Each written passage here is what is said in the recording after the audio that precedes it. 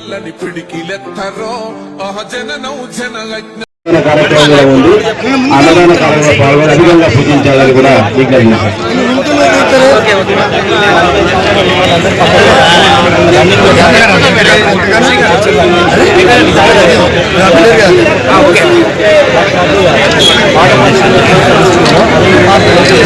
భారత రాజ్యాంగ నిర్మాత భారతరత్న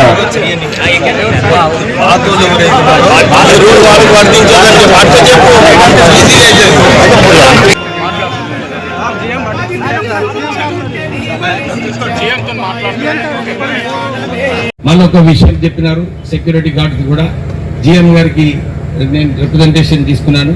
మీరు దాంట్లో ఏదైతే కండిషన్స్ పెట్టినారో పాత మంది ఎవరైతే మనం 200 మంది ఆల్రెడీ పనిచేసినారో వాళ్ళకి కండిషన్స్ పెట్టొద్దు. నేను మళ్ళీ కావాలంటే అందరితో మాట్లాడతాను. వాళ్ళ కండిషన్స్ ఉండొద్దు. తక్కిన కొత్త వాళ్ళని తీసుకునేటప్పుడు మీరు కండిషన్స్ పెట్టుకోండి. 40 సంవత్సరాలు ఉండొద్దు, వాళ్ళు హైట్ వెయిట్ అన్ని అవసరం సెక్యూరిటీ గార్డ్కి. కానీ మీరు ఆల్రెడీ అవుట్ సోర్సింగ్లో 200 మందిని తీసుకున్నారు. వాళ్ళను మనం కాపాడుకునే బాధ్యత కూడా సింగరేణి సంస్థ ఉన్నది. ఆ రోజులలో కాకా గారు 1,00,000 ఉద్యోగాలు కాపాడు.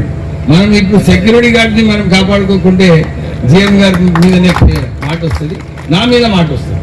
ఎందుకంటే పాపం వాళ్ళు ఆల్రెడీ పని చేస్తున్నారు.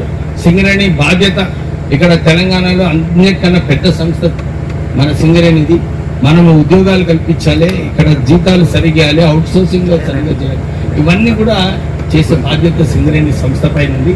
సో మీరందరూ కూడా ఏదైతే ఇంతకుముందు ఆలోచన ఉందో మన ప్రాంతాన్ని అభివృద్ధి, నేను మళ్ళొకసారి ఇప్పుడు ఎందుకంటే ఆయన స్టార్ట్ చేసి నేను ఇక రాజకీయ